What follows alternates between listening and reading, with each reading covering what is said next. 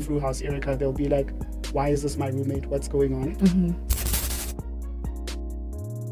What does the university do for the certification of the degree? A person would be diagnosed with TB. Is there support for that as well? Hi, I am Eli Hlimtshali, a drama student at the University of Pretoria. The Transformation Office is doing an anti-discrimination campaign in collaboration with the UP Drama Department. We have an incredible guest with us today, Mr. Chris Joubert. Chris Joubert is from the Center for Sexualities, AIDS and Gender at the University of Pretoria. We are excited to delve into the topic building inclusive university spaces. Without further ado, Chris, welcome. Thank you so much for being with us today. Thank you for having me. So the UP Trans Protocol supports conversations about anti-discrimination in academic and administrative functions at the university. Now, why was there a need for this Trans Protocol initiative, especially at the University of Pretoria? Well, I think in the most simplest way, when we have an anti-discrimination policy, it's always good to look at more precise ways on how to combat different forms of discrimination. So a lot of this came from real examples of people trying to get placed into residence, people trying to transition, and trying to create a space that isn't just not creating stigma, but actually being very helpful in those transitions. So the protocol was just to make it a lot more practical, to say how exactly do we support and how exactly do we avoid discriminating.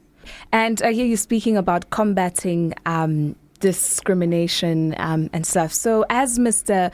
Bruart, the deputy director of the center, says that the UP Trans Protocol lays the groundwork for an inclusive and non-discriminatory university where we celebrate diversity and foster a culture of respect and understanding. And as you've touched on, trying to include everyone. Now, how do we ensure that an initiative that is doing such great work actually remains effective? I think with it comes with creating accountability around different sectors of the university. So as much as, yes, we could look more directly at, let's say, lecturers or UP accommodation, it really involves everyone playing a hand, from support services, from all the behind-the-scenes things, from administration, but also just supporting not just within the UP space, but remembering that this goes outside of UP as well. These are Department of Home Affairs and stuff. There are things that happen outside of UP, and we can still create a space here to help people even when they're not around the university. Okay, so I hear you've mentioned residences and placements and everything. What kind of discrimination would take place in a space like that this initiative was seen as necessary? What sort of discriminations would be seen in those spaces? So I think maybe from a more immediate practical one, there would be being placed in a residence that doesn't exactly align with your gender identity. Okay. So you could have been someone who started to transition, maybe even in high school or something, but because, let's say, you haven't necessarily changed your gender identity or your sex at Home Affairs, you'd still automatically get placed in a certain residence. Okay. So to put it that way, as someone who maybe presents as a masculine person, it would be very awkward if on day one I rock up and get placed in House Erica. Just because that's what my ID says. It obviously wouldn't be nice for me, but also walking through House Erica, they'll be like, why is this my roommate? What's going on? So that became one of the more immediate things of making sure that there are spaces, whether it be single rooms or gender neutral residences. But even if someone were to start transitioning while they're at Tux, there is still things like avoiding things around bullying and discrimination against certain dress codes, certain expressions, to avoid situations where acting a certain way or presenting a certain way is seen as negative and people have the space to, let's say, tease people or call people out or in some cases harass people.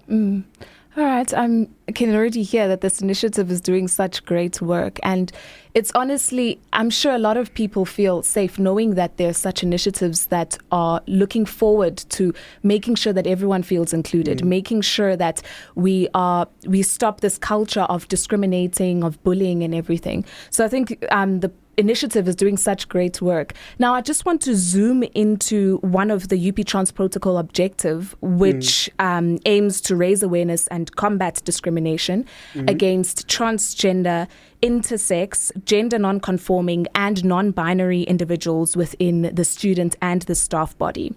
So you've already mentioned and spoken about transitions that happen, transformations. And now in a situation where a student who was assigned male at birth graduated identifying as male, then they go through a sexual transformation and now identify as female.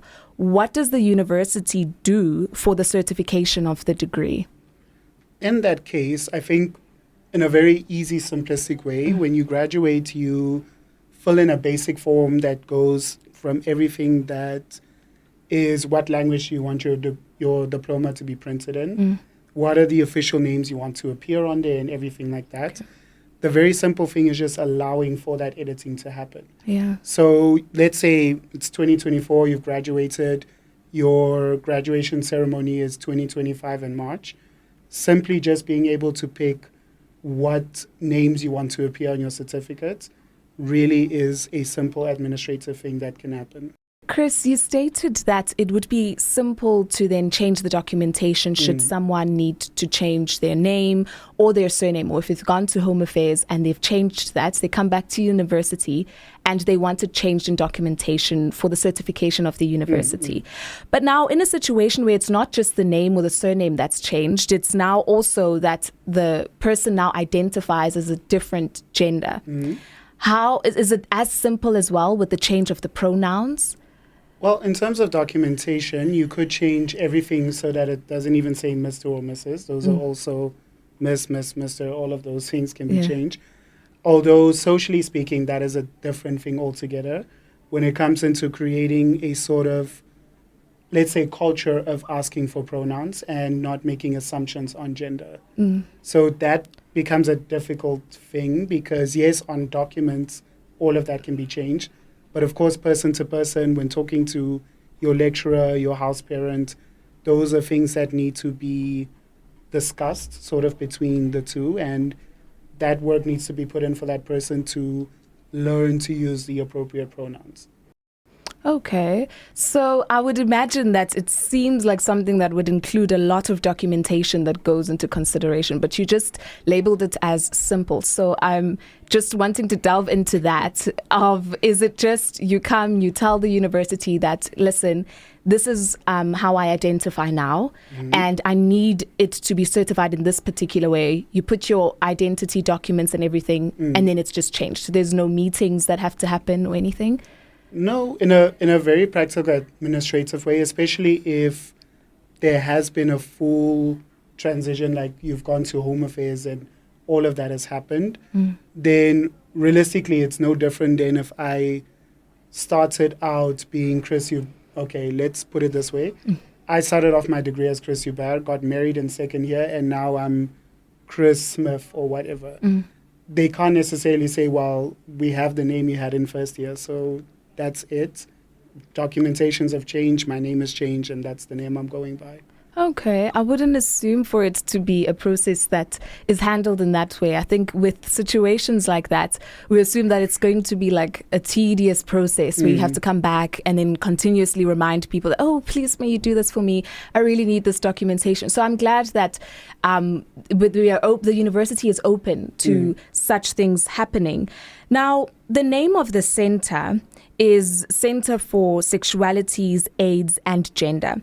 However, there are various illnesses and diseases that students may be diagnosed with, like TB, cancer, diabetes. Why does the center mainly focus on AIDS? Oh, well, the simple thing there is the center actually started off being the center for the study of AIDS. So AIDS was actually the main component of what the center focused on when it was established in the early 2000s as a response to trying to see what to do about HIV in spaces, back when it was still considered quite a deadly thing.